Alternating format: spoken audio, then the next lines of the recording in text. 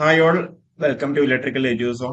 അപ്പോൾ നിങ്ങൾ ഇന്ന് തമ്പനിയിൽ കണ്ട പോലെ ഒരു ഇന്റേൺഷിപ്പിന്റെ ഡീറ്റെയിൽസ് പറയാൻ വേണ്ടിയിട്ടാണ് നമ്മളിപ്പോൾ വന്നിട്ടുള്ളത്. കേരള സ്റ്റേറ്റ് ഇലക്ട്രിസിറ്റി റെഗുലേറ്ററി കമ്മീഷന്റെ ഒരു ഇന്റേൺഷിപ്പ് പ്രോഗ്രാം ഉണ്ട്. അപ്പോൾ ഇത് 6-ാം തീയതി ഇറങ്ങിയ ഒരു നോട്ടിഫിക്കേഷൻ ആണ്. അപ്പോൾ Kerala state electricity regulatory commission KSCRC invites application from fresh BTech and MTech electrical engineering, electrical and electronics engineering graduates for the internship programme of KSCRC for year 2025-26. 2025-26 വർഷത്തേക്കുള്ള ഒരു ഇന്റേൺഷിപ്പിന് വേണ്ടിയിട്ടുള്ള അപ്ലിക്കേഷൻസ് അവർ ഇൻവൈറ്റ് ചെയ്തിട്ടുണ്ട്. അപ്പോ persons who are interested may forward their application through online to the secretary KSCRC KPFC ഭവനം എന്നുള്ള രീതിയിലാണ് പറഞ്ഞത്. അതിൽ നമുക്ക് ഡീറ്റെയിൽസ് നമുക്ക് നോക്കാം. ഇന്റേൺഷിപ്പ് എന്ന് പറഞ്ഞാൽ strictly for a period of 1 year ആണ്. അതേപോലെ സെലക്ടഡ് കാൻഡിഡേറ്റ്സ് എന്താ 200 രൂപയുടെ ഒരു ബോണ്ട് എന്ത് ഉണ്ട്.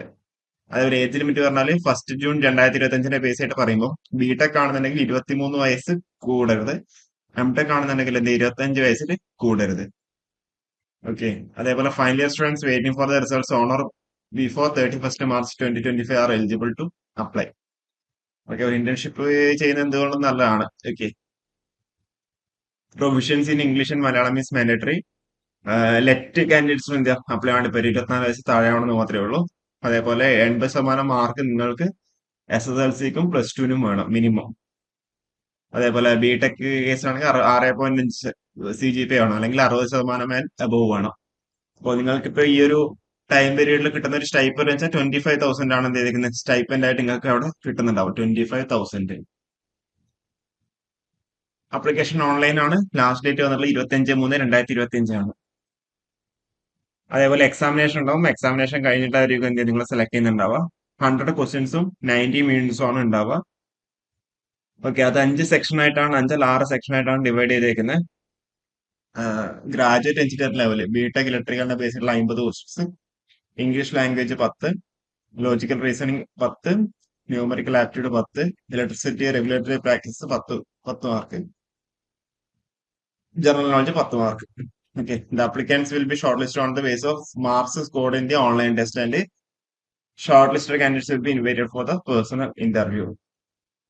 അപ്പൊ കമ്പനിയുടെ സ്കോറിനെ ബേസ് ആയിട്ടായിരിക്കും അവർ റാങ്ക് ലിസ്റ്റ് പബ്ലിഷ് ചെയ്യുന്നുണ്ടാവും. ആ റാങ്ക് ലിസ്റ്റ് പബ്ലിഷ് ചെയ്യുന്ന ബേസ് ആയിട്ടായിരിക്കും അവർ ഇന്റേൺഷിപ്പ് പ്രോഗ്രാമിന് സെലക്ട് ചെയ്യുന്നുണ്ടാവുള്ളൂ. ഓക്കെ.